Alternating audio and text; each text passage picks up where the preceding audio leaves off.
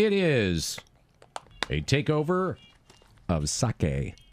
Robert and Don from the Secret Wine Society, and we're talking about Miyamizu. Did I get that right? You did, Miyamizu. Okay, and it is this holy water, this shrine water that in this particular area in Japan that they make sake from for a number of reasons. If you're just tuning in, Robert had described it earlier, and we're trying a couple of different sakes made with that particular water. And this one, I love the bottle. It's blue. Is it blue? Yes. That's an awesome... The bottle in and of itself is like, I love the bottle. Yeah, this is their high-end. This is HAKUTSURU. This is called Sho-Une, which means soaring clouds. Now, this is 100% Yamada Nishiki, milled down to 50%. It's a Jumai, so they've added no brewer's alcohol. It's going to be more velvety and full. Mm-hmm. It's probably got a more modern yeast. This is why you're getting like that peach type of note in there. Yep. Now, why this water is important, like back to the chemistry of it, iron is the worst thing to have in your brewing water because the koji fungus is actually secreting what are called siderophores, and bacteria do this, plants do this, and what they are, they're like chelating agents for iron. Even though iron's everywhere in the environment, it's not always in a soluble state, and these bacteria, even if you get an infection, it secretes these to try to steal iron from your body to use for itself. Mm-hmm. So we always feel tired when we're sick because they are stealing our iron from our blood. Right. I mean, it's your body's constantly fighting bacteria for iron, like if you get an infection. So it's like a battle. You're trying to By the way, keep we it. should mention Robert is a chemist and a former pharmacist. Just go ahead. Right. So the fungus secretes a siderophore, and it's called deferochrysin. And if it finds iron, then it becomes ferochrysin, and that's what causes the discoloration. So you don't want it to find it because these chelating agents are some of the strongest iron chelators anywhere. In fact, they're trying to use them medicinally and other things because they latch on, and it's extremely strong. So if that iron is in the water, it's going to find it, and it's going to turn your sake brown. Now, manganese is another one you don't want in there. So manganese is actually required for the brewing process, but it's contained in the rice. Mm-hmm. So manganese also is a transition metal. And you can go into crystal field theory, all this stuff about why these things have color in different oxidation states. But they used to use manganese to decolorize glass. When you make glass, the reason older glass can be green or wine bottles because iron is added.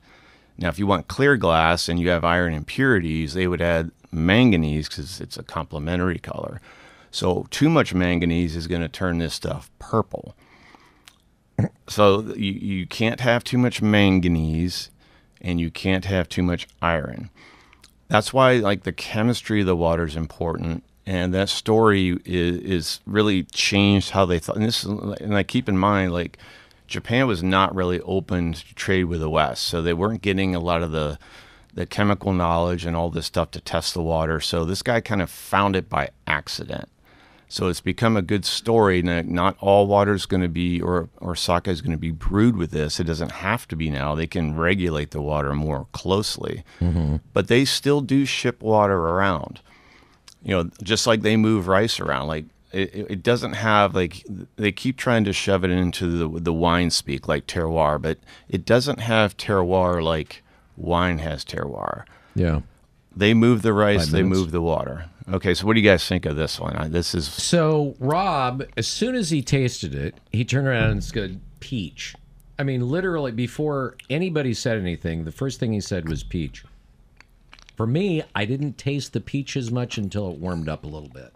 Then, all of a sudden, it was just like in my face. This is really... Both of these are really good.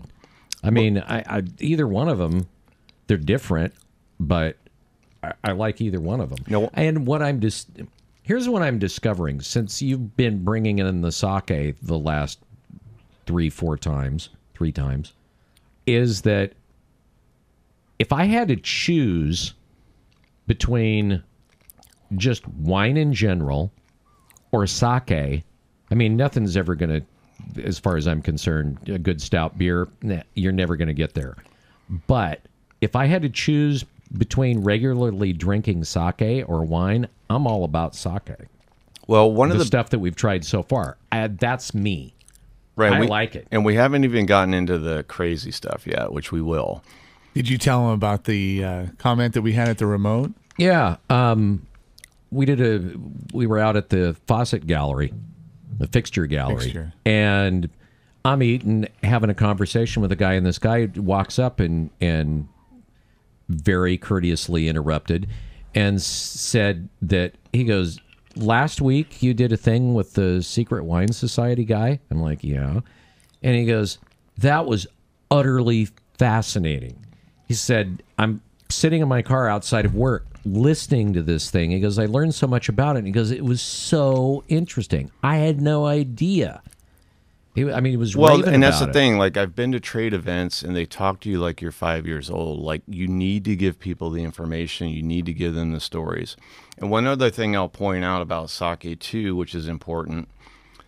Like, if you get a wine one year, the next year it could be terrible because the vintage. Yeah. So it's about 80% the condition of the grapes, and then 20% what you do in the winery. It's actually, you can flip that ratio with size. So it's more like if you have a favorite beer, you expect it to taste the same Every time, you bet. And Consistent. what if beer had a vintage where you go in, it's like, man, this Pilsner's awful this year. It would be very strange. So they're relying more on intervention, and so it's about 80 to 90% of what they're doing. So once they dial it in, this is going to taste the same virtually every single year, more like beer. The other benefit is this bottle's been open for a while Yeah. because I had to taste it, but Good for you. but you understand what I'm saying? Like I'll have 3 or 4 of these, and you can try something every night. They don't change much over time. Like they will tell you to drink it as soon as possible. And you don't want something that's been on a shelf for like 5 years. But once you open it, if you keep it in the refrigerator, you can drink it over weeks or months. Like that's a very good advantage. If you buy a white wine, for example, the oxygen will eat it. Yeah. And sometimes overnight. So this is actually, in some way, if you're just sipping it. It's more shelf stable. Exactly.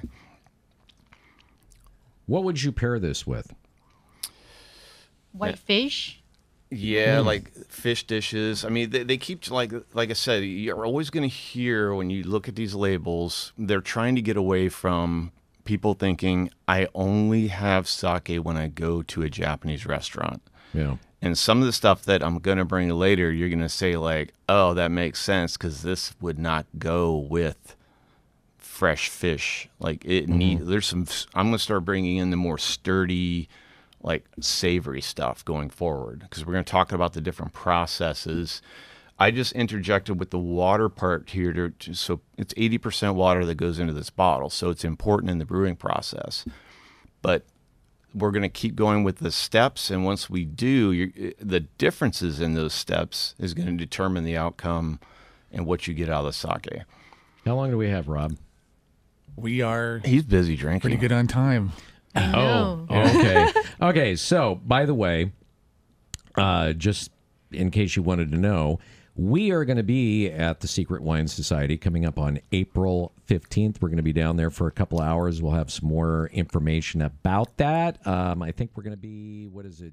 1 to 3. 1 to 3. 1 to 3, correct? On the 15th, Saturday, Secret Wine Society, Oakland, Oregon, historic Oakland, Oregon, just about an hour away from here. Well worth the drive. Go there. Thank you, Robert, Don, once again for a little information on the sake. We're going to keep going for a little while. It's a total blast because the more you know, the more you know about this stuff, and I think give people the information. People like your listeners are they skew very high IQ, they'll get it. And it's great just having something like this that's new and you get to explore. That's it. We're out. We will see you next Monday, of course.